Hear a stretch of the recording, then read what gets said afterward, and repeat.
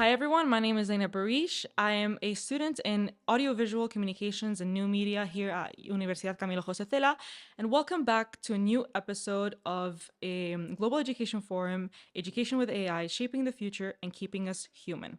Today we have John Moravec with us today. How are you doing? I'm doing great. Great. How has your experience in Global Education Forum been in general? Like, how have you seen the panels? Did you have any favorite panels? Well, my panels are my favorites, right? Right, of Those are the course. ones I was paying really close attention to. Of course. No. I think a lot of the conversations were really great. I just wish we had more time because we can go so much deeper into all these topics, have richer conversations. But we're limited by time. But we've got a ton of people here, so it's a lot of fun. Right. So, what did you speak about in redefining teaching with AI? What were the main takeaways or insights? I think my main point in redefining teaching is that AI, like any other technology, like a phone or a piece of paper, is just a tool. Right. So the thing that we need to do is learn how to use a tool or have purpose for the tool. So like a hammer is a tool, right? And I'm not great at using a hammer, but I can maybe hang up a picture, right? Other people can do marvelous things with it. You do carpentry. You can use a hammer wrong. You can kill somebody if you're not careful, right? So we have to think the same way about using AI and these other tools as well as technologies. And so teachers should be using them as tools. Right. And what did you learn from the other participants in this panel, the other professionals? I think that I think that there's a general consensus among panelists that where we are with AI right now is that it's pretty dumb. Okay. And that there's a long way to go before we can really find real uses for it, especially in learning human development. We can use it to assist teachers, for example. We can use it to assist content creation, but it's not a replacement for anything yet, right? These are data systems that fake information. And what we really need in education is getting from information to knowledge to really enable students to follow their passions and maybe have more personalized learning experiences, or for teachers to really to give teachers more agency so that they can create and also attend to students' needs as best as they can. Cool. And how did you relate this to the other panel focusing on AI and personalized learning for students? Well, the question is, so what's personalized learning, right? This is an idea that's been around for at least 100 years. And there isn't a textbook definition of what that is, but the idea of personalized learning is probably that nirvana where we've got student agency that's really high and self-efficacy that's really high too, and that sort of that convergence is there's nirvana. And the question is then, so how can we use AI to help personalize learning? And we're maybe about halfway there right now. So we can give students some feedback on the work that they do using AI, but because these systems are pretty dumb, they really don't know anything. And to have a real an authentic learning experience really doesn't quite work yet. And I'm sure that's going to change in the future as we develop towards more general AI, but we'll see where we go. Great. And you mentioned earlier that you're an education futurist. Am I right? Right. So, how would you define that position? Well, for the education futurist, it really means that we start by taking a look at the future of society and the future of work. So, what are you going to be when you grow up? Myself? Yeah. Yeah, yeah. Or does it even matter? Right. Yeah, yeah. And so we have to prepare students for jobs, careers that don't even exist yet. And so we have to look at the different skills, competencies, tools, et cetera, that we need to use, while also kind of thinking more theoretically about how we might want to change things. Okay. So it's kind of fun. Yeah. And what are some changes that are, being started right now? Like, what do you think is going to change in the future of education? Well, the one thing that changes in education is nothing. Okay. Right?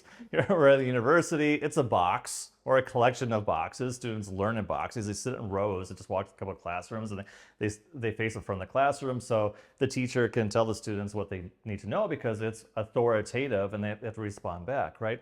And this model of education hasn't changed at all. Nobody really seems to like it. but it's what we know, and it's what we feel most comfortable with. Um, and yet we're reaching a future that's going to be very different, that we can't imagine what the future is going to be because things are changing so fast. And so the slow learning approach, learning in boxes, where it's we start the learning day at 8 a.m. and then we end at 3 p.m., right? And then we do subject to subject, task to task, and then you're done. And then you got your certificate from the university and you leave. But it doesn't mean that you actually know anything, Yeah. or that you'll be successful when you get out. So the challenge, I think, for universities especially, is to figure out how we reform that. I think that since AI is the topic of the day, AI has potential to be a learning platform. If we can get to a point where we can personalize learning through AI, right? If we can do that, then what's the purpose of universities? That's a great question, actually. Do you have any ideas? I have no idea, actually. Then But tell I me. think it could be a balance, right? Like an assistant almost to education. Yeah, it could be assistant. So the idea right now is that it doesn't replace people. No, it's maybe professor plus the tool together, but it's still at the end of the day, it's the professor that's making decisions, that's leading the conversation, and also the same with students as well. That relationship may change in the future as I think many universities are going to find out that some really good tools are a lot cheaper than people. Right. And what do you think are some And solutions to this? maybe some students would rather have the tool. I Right. don't know. Yes. We're gonna see where we go, but we're seeing disruptions in so many industries, but it's gonna hit higher education. Right. So we've gone over the challenges of university with AI. And, as a consultant, what do you think are some challenges in the business sector? Maybe some companies or industries. What do you think are the main challenges they're asking about?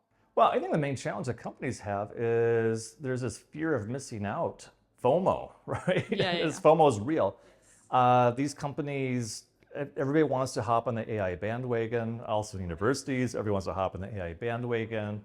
But we're really developing very basic tools right now, very basic solutions. And I think that we have yet to see what's really going to be disruptive in the space, especially as we develop better models, better platforms for working with AI. So I think that right now everybody's just trying to play catch up, and everybody's becoming an expert on AI overnight. Right. And as an expert, I think, what do you think are some recommendations you can make for students and for teachers to learn more about AI platforms and the way we can apply them to our education? Well, the number one thing you have to do is just start playing with them. Use ChatGPT, Bard, or Copilot, whatever, and just start playing with it, engaging in conversations. Start thinking of solutions. There's some wicked problems that are emerging in the world with these tools. One being that access is not equal, right? There's some places that lack connectivity, or it's really expensive to use these things. I mean, a query using an AI tool and ChatGPT costs a fraction of a cent, but if you were to scale that up at a university scale or a school scale, you're easily paying tens, if not hundreds of thousands of dollars, right? How many teachers does that replace, or what sort of decisions do you need to make? So I think that addressing access and scalability are going to be some things that we really need to start thinking about together as we start playing with these tools. Right. And have you seen any cultural differences in the application of AI in different countries? Yeah, I mean, that's only natural because right now these tools generally run better in English. Right. Because it's trained more in It's English. trained more in English, Right. right? I know. The University of Iceland lobbied ChatGPT to put Icelandic language on Next and stuff, but I think that we start seeing cultural focuses are really around like English, and then maybe like Spanish and French, and then others will come along the way too. So there are obviously cultural biases that also come along with that as well. Great. Lastly, what are your expectations after this Global Education Forum? Because here we focus more on AI and the applications of AI. whilst in other editions of the Global Education Forum, it was focused on hybrid learning, online learning. How do you think, the conversation around education is going to change after this forum? I don't think it's going to change that much. Okay. Everybody's still exploring. Everybody's still playing around. I think one of the cool things here is that there's a demonstration tables of different initiatives or research projects, and they're all kind of basic. And the really cool thing about them being really basic, because everybody's just starting this stuff, everybody's learning it, is that everybody can understand it a little bit more. So I think that when the outcomes of this, at least for this university, I think that people are going to understand AI tools and the potential a bit more, and also some real practical applications, just getting real hands-on and how it can impact the university. Great, thank you so much. I think we've come to the end of this interview. Thanks a lot for My pleasure. for your time. It was a great interview. I think we learned a lot of interesting things. And yeah, do you have any last comments or advice for students? Nope. Just go play. I'll figure it out. Well, yeah, I think it's up to all of us to kind of play and see where we get, and then catch up later again. Perfect. Thank you so much. And thank you to everyone watching this podcast on the Global Education Forum and the future of higher education. See you next time. Okay.